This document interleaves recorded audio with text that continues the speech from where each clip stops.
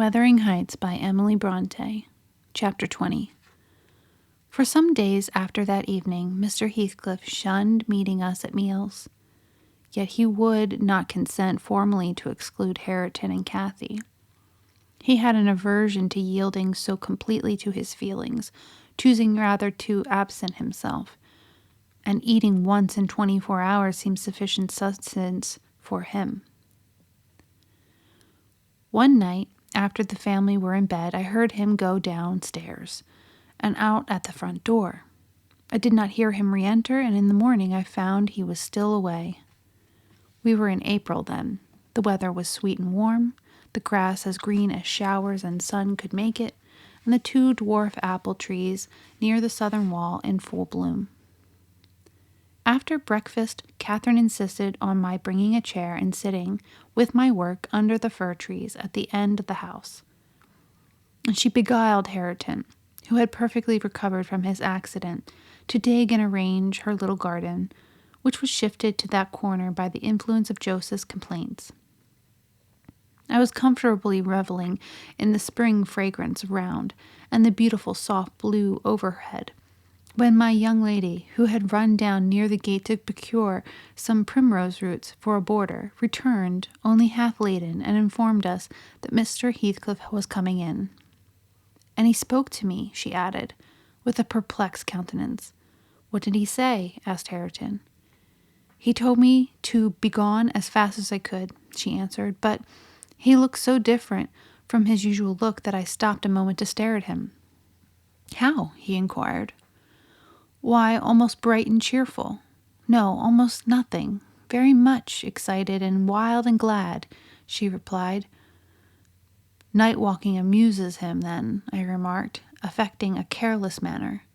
In reality, as surprised as she was, and anxious to ascertain the truth of her statement, for to see the master looking glad would not be an everyday spectacle, I framed an excuse to go in. Heathcliff stood at the open door. He was pale, and he trembled. Yet certainly he had a strange joyful glitter in his eyes that altered the aspect of his whole face. "Will you have some breakfast?" I said. "You must be hungry, rambling about all night." I wanted to discover where he had been, but I did not like to ask directly. "No, I'm not hungry," he answered, averting his head and speaking rather contemptuously, as if he guessed I was trying to divine the occasion of his good humor. I felt perplexed. I didn't know whether it were a proper opportunity to offer a bit of admonition. "I don't think it right to wander out of doors," I observed, "instead of being in bed. It is not wise, at any rate, this moist season. I dare say you'll catch a bad cold or a fever. You have something the matter with you now." "Nothing but what I can bear," he replied, "and with the greatest pleasure, provided you'll leave me alone. Get in and don't annoy me." I obeyed, and in passing noticed he breathed as fast as a cat. "Yes," I reflected to myself, "we shall have a fit of illness. I cannot conceive what he has been doing." That noon he sat down to dinner with us and received a heaped-up pile on his plate from my hands, as if he intended to make amends for previous fasting. "I've neither cold nor fever, Nelly," he remarked, in an allusion to my morning speech, "and I'm ready to do justice to the food you give me." He took his knife and fork and was going to commence eating, when the inclination appeared to become suddenly extinct. He laid them on the table, looked eagerly towards the window, then rose and went out. We saw him walking to and fro in the garden while we concluded our meal, and Earnshaw said he'd go and ask why he would not dine. He thought we had grieved him some way. "Well, is he coming?" cried Catherine, when her cousin returned. "Nay," he answered, "but he's not angry. He seemed rare and pleased indeed.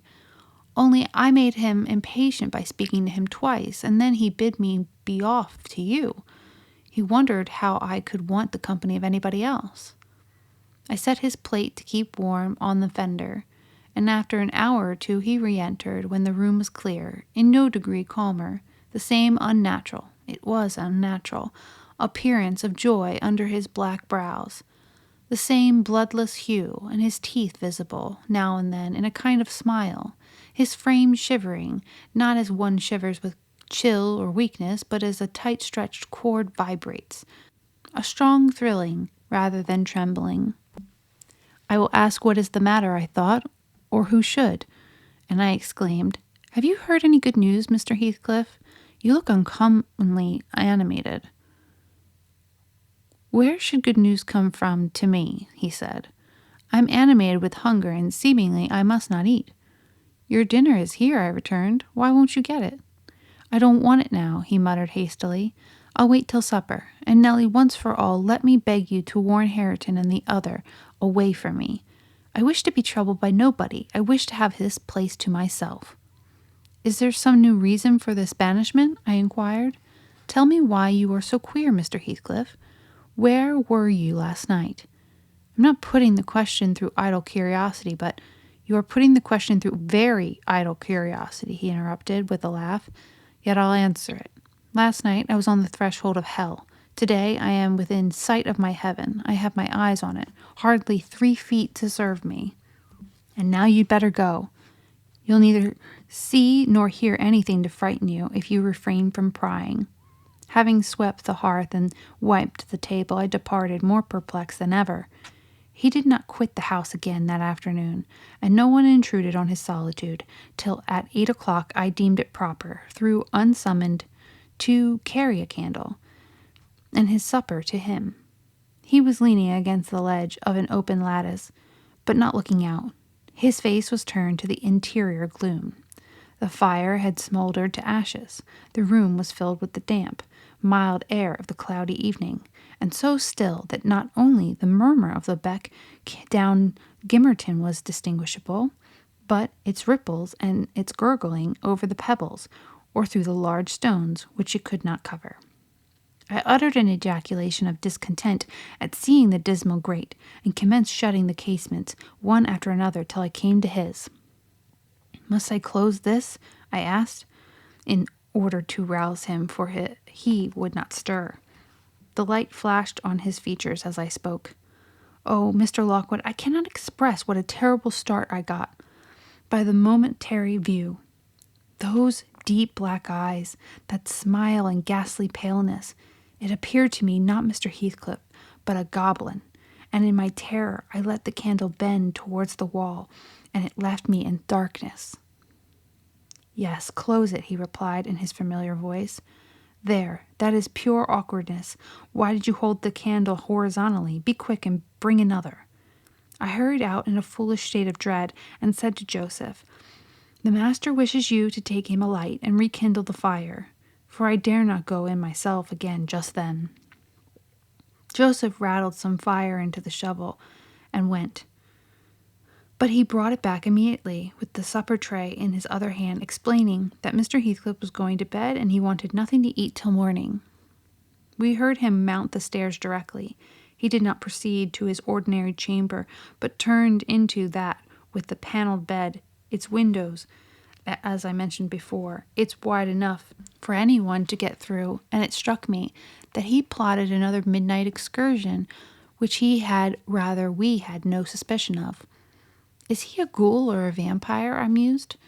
I had read of such hideous incarnate demons, and then I set myself to reflect how I had tended him in infancy, and watched him grow to youth, and followed him almost through his whole course, and what absurd nonsense it was to yield to that sense of horror. But where did he come from, the little dark thing, harbored by a good man to his bane? Muttered superstition as I dozed into unconsciousness, and I began, half dreaming, to weary myself with imagining some fit parentage for him, and repeating my waking meditations.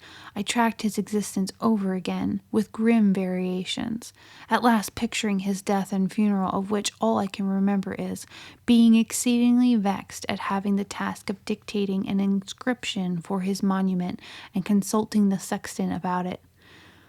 And as he had no surname, and we could not tell his age, we were obliged to content ourselves with the single word Heathcliff. That came true, we were. If you entered the kirkyard, You'll read on his headstone only that and the date of his death.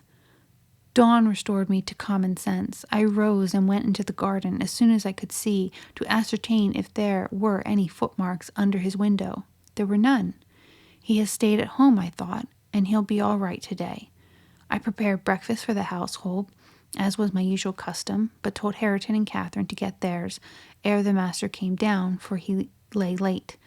They preferred taking it out of doors under the trees, and I set a little table to accommodate them. On my re-entrance, I found Mr. Heathcliff below. He and Joseph were conversing about some farming business.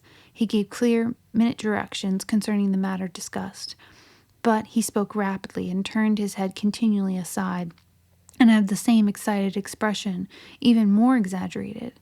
When Joseph quitted the room, he took his seat in the place he generally chose, and I put a basin of coffee before him. He drew it nearer, and then rested his arms on the table and looked at the opposite wall, as I supposed, surveying one particular portion up and down with glittering, restless eyes, with such eager interest that he stopped breathing during half of the minute together. "Come now," I exclaimed, pushing some bread against his hand. "Eat and drink that while it is hot. It has been waiting near an hour." He didn't notice me, and yet he smiled. I'd rather have seen him gnash his teeth than smile so. "Mr. Heathcliff, master," I cried, "don't, for God's sake, stare as if you saw an unearthly vision." "Don't, for God's sake, shout so loud," he replied. "Turn round and tell me, are we by ourselves?" "Of course," was my answer. "Of course we are." Still, I involuntarily obeyed him as if I were not quite sure. With a sweep of his hand, he cleared a vacant space in front among the breakfast things and leant forward to gaze more at his ease. Now I perceived he was not looking at the wall, for when I regarded him alone, it seemed exactly that he gazed at something within 2 yards' distance. And whatever it was, it communicated, apparently, both pleasure and pain in exquisite extremes. At least the anguished yet raptured expression of his countenance suggested that idea. The fancied object was not fixed either. His eyes pursued it with unwearied vigilance, and even in speaking to me were never weaned away. I vainly reminded him of his protracted abstinence from food. If he stirred to touch anything in compliance with my entreaties, if he stretched his hand out to get a piece of bread, his fingers clenched before they reached it, and remained on the table forgetful of their aim. I sat a model of patience, trying to attract his absorbed attention from its engrossing speculation, till he grew irritable and got up, asking why I would not allow him to have his own time in taking his meals, and saying that on the next occasion I needn't wait, I might set the things down and go. Having uttered these words, he left the house, slowly sauntered down the garden path, and disappeared through the gate. The hours crept anxiously by. Another evening came. I did not retire to rest till late, and when I did, I could not sleep. He returned after midnight, and, instead of going to bed, shut himself into the room beneath. I listened and tossed about, and finally dressed and descended. It was too irksome to lie up there, harassing my brain with 100 idle misgivings. I distinguished Mr. Heathcliff's step restlessly measuring the floor. He frequently broke the silence by a deep inspiration resembling a groan. He muttered detached words also. The only one I could catch was the name of Catherine, coupled with some wild term of endearment or suffering, and spoken as one would speak to a person present, low and earnest, and wrung from the depth of his soul. I had not courage to walk straight into the apartment, but I desired to divert him from his reverie, and therefore fell foul of the kitchen fire, and it began to scrape the cinders. It drew him forth sooner than I expected. He opened the door immediately and said, "Nelly, come here. Is it morning? Come in with your light." "It is striking 4, I answered. "You want a candle to take upstairs? You might have lit one at this fire." "No, I don't wish to go upstairs," he said. "Come in and kindle me a fire, and do anything there to do about the room." "I must blow the coals red first, but before I can carry any," I replied, getting a chair in the bellows. He roamed to and fro meantime in a state of approaching distraction, his heavy sighs succeeding each other so thick as to leave no space for common breathing between. "When day breaks, I'll send for Green," he said. "I wish to make some legal inquiries of him, while I can bestow a thought on those matters and while I can act calmly. I have not written my will yet, and now how to leave my property I cannot determine.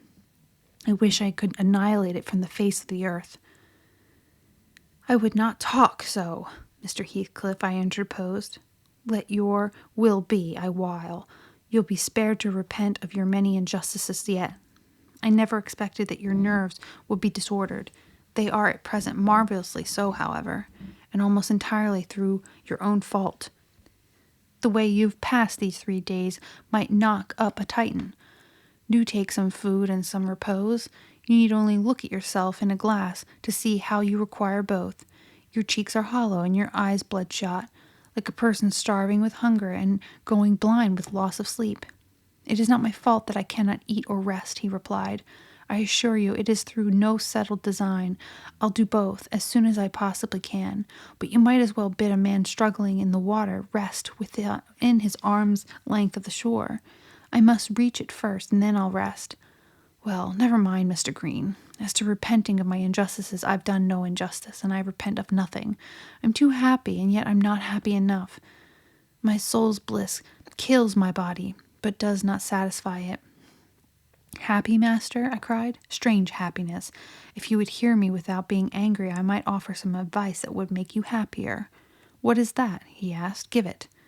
"You are aware, Mr. Heathcliff," I said, "that from the time you were 13 years old you have lived a selfish, unchristian life, and probably hardly had a Bible in your hands during all that period.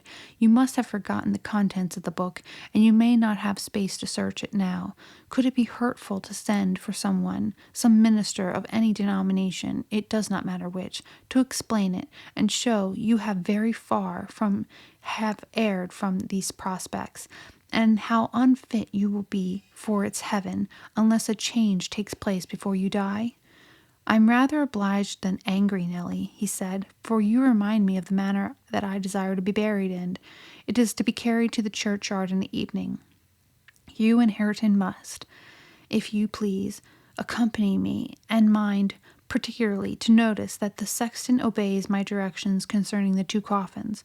No minister need come, nor need anything be said over me. I tell you, I have nearly attained my heaven, and that of others is altogether unvalued and uncoveted by myself. And supposing you persevered in your obstinate fast and died by that means, and they refused to bury you in the precincts of the kirk," I said, shocked at his godless indifference, "how would you like it?" "They won't do that," he replied. "If they did, you must have me removed secretly, and if you neglect it, you shall prove practically that the dead are not annihilated." As soon as he heard the other members of the family stirring, he retired to his den, and I breathed freer. But in the afternoon, while Joseph and Hareton were at their work, he came into the kitchen again. With a wild look, bid me come and sit in the house. He wanted somebody with him. I declined, telling him plainly that this strange talk and manner frightened me, and I had neither the nerve nor the will to be his companion alone. "I believe you think me a fiend," he said, with his dismal laugh, "something too horrible to live under a decent roof." Then turning to Catherine, who was there, and who drew behind me at his approach, he added half sneeringly, "Will you come, Chuck? I'll not hurt you, no. To you I've made myself worse than the devil. Well, there is one who won't shrink from my company. By God, she's relentless. Oh, damn it. It's unutterably too much for flesh and blood to bear, even mine." He solicited the society of no one more. At dusk he went into his chamber through the whole night and far into the morning. We heard him groaning and murmuring to himself. Hareton was anxious to enter, but I bid him fetch Mr. Kenneth, and he should go in and see him. When he came, and I requested admittance and tried to open the door, I found it locked, and Heathcliff bid us be damned. He was better and would be left alone, so the doctor went away. The following evening was very wet. Indeed, it poured down till dawn. And as I took my morning walk round the house, I observed the master's window swinging open, and the rain driving straight in. He cannot be in bed, I thought. Those showers would drench him through. He must either be up or out. But I'll make no more ado. I'll go boldly and look. Having succeeded in obtaining entrance with another key, I ran to unclose the panels, for the chamber was vacant. Quickly pushing them aside, I peeped in. Mr. Heathcliff was there, laid on his back. His eyes met mine, so keen and fierce I started, and then he seemed to smile. I could not think him dead, but his face and throat were washed with rain, and the bedclothes dripped, and he was perfectly still. The lattice flapping to and fro had grazed one hand that rested on the sill. No blood trickled from the broken skin, and when I put my fingers to it, I could doubt no more. He was dead and stark. I hapsed the window. I combed his black long hair from his forehead. I tried to close his eyes, to extinguish, if possible, that frightful, lifelike gaze of exultation before anyone else beheld it. They would not shut. They seemed to sneer at my attempts, and his parted lips and sharp white teeth sneered too. Taken with another fit of cowardice, I cried out for Joseph. Joseph shuttled in and made a noise, but resolutely refused to meddle with him. The devil harried off his soul, he cried, and he ma have his carcass into it in the bargain, for aught I care. Ech, what a wicked un he look grinning at death. And the old sinner grinned in mockery. I thought he intended to cut a caper round the bed, but suddenly composing himself, he fell on his knees and raised his hands and returned thanks that the lawful master of the ancient stock were restored to their rights. I felt stunned by the awful event, and my memory unaffordably recurred to former times with a sort of oppressive sadness. But poor Hareton, the most wronged, was the only one that really suffered much. He sat by the corpse all night, weeping in bitter earnest. He pressed his hands and kissed the sarcastic, savage face that every one else shrank from contemplating, and bemoaned him with that strong grief which springs naturally from a generous heart, though it be tough as tempered steel. Kenneth was perplexed to pronounce of what disorder the master died. I concealed the fact of his having swallowed nothing for 4 days, fearing it might lead to trouble. And then I am persuaded he did not abstain on purpose. It was the consequence of his strange illness, not the cause. We buried him to the scandal of a whole neighborhood, as he had wished. Earnshaw and I, the sexton, and the 6 men to carry the coffin comprehended the whole attendance. The 6 men departed when they had let it down into the grave. We stayed to see it covered. Hareton, with a streaming face, dug green sods and laid them over the brown mound himself. At present, it is as smooth and verdant as its companion mounds, and I hope its tenants sleep as soundly. But the country folks, if you ask them, would swear on their Bible that he walks. There are those who speak to having met him near the church, and on the moor, and even within the house. Idle tales, you'll say, and so say I. Yet that old man by the kitchen fire affirms he has seen 2 on 'em, looking out of his chamber window on every rainy night since his death, and an odd thing happened to me about a month ago. I was going to the Grange one evening, a dark evening threatening thunder, and just as the turn of the heights I encountered a little boy with a sheep and 2 lambs before him. He was crying terribly, and I suppose the lambs were skittish and would not be guided. "What is the matter, my little man?" I asked. "They's Heathcliff and a woman yonder, under t' nab," he blubbered, "un I'd darnest past 'em." I saw nothing, but neither the sheep nor he would go on, so I bid him take the road lower down. He probably raised the phantoms from thinking, as he traversed the moors alone, on the nonsense he had heard his parents and companions repeat. Yet still I don't like being out in the dark now, and I don't like being left by myself in this grim house. I cannot help it. I shall be glad when they leave it, and shift to the Grange. "They are going to the Grange, then?" I said.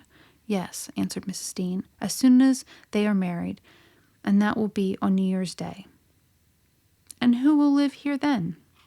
"Why, Joseph will take care of the house, and perhaps a lad to keep him company. They will live in the kitchen, and the rest will be shut up." "For the use of such ghosts as choose to inhabit it," I observed. No, Mr. Lockwood, said Nelly, shaking her head. I believe the dead are at peace, but it is not right to speak of them with levity. At that moment the garden gate swung to. The ramblers were returning. They are afraid of nothing, I grumbled, watching their approach through the window. Together they would brave Satan and all his legions. As they stepped onto the door stones and halted to take a last look at the moor, or more correctly, at each other, by her light, I felt irresistibly impelled to escape them again, and pressing a remembrance into the hand of Mrs. Dean, and disregarding her expostulations at my rudeness, I vanished through the kitchen as they opened the house door, and so should have confirmed Joseph in his opinion of his fellow servants' gay indiscretions, had he not fortunately recognized me for a respectable character by the sweet ring of a sovereign at his feet. My walk home was lengthened by a diversion in the direction of the kirk. When beneath its walls I perceived decay had made progress, even in 7 months. Many a window showed black gaps, deprived of glass, and slates jutted off, here and there, beyond the right line of the roof, to be gradually worked off in coming autumn storms. I sought and soon discovered the 3 headstones on the slope next the moor, the middle one gray and half buried in heath, Edgar Linton's only harmonized by the turf, and moss creeping up its foot, Heathcliff still bare. I lingered round them, under that benign sky, and watched the moths fluttering among the heath and harebells, listened to the soft wind breathing through the grass, and wondering how anyone could ever imagine unquiet slumbers for the sleepers in that quiet earth.